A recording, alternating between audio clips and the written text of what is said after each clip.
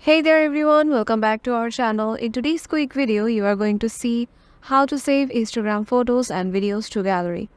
Sometimes we might need to save some important documents or things from our Instagram to our gallery, right? For that, and just head over to your Instagram app. Make sure you have logged in into your desired account from which you will just want to download your photos. So head over to your DMs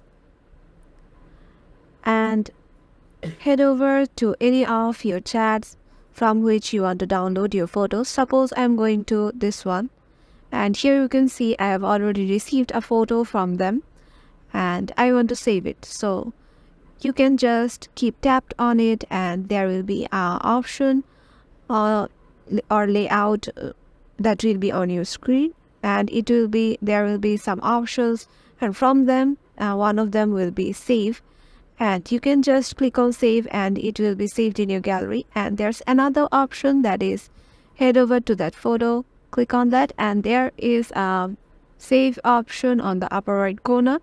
You can just also click on it and that photo will be saved on your gallery. You can see there was a pop-up on my screen of photo saved. Let me show you it to my gallery. So yeah, here there is the photo is saved to my gallery.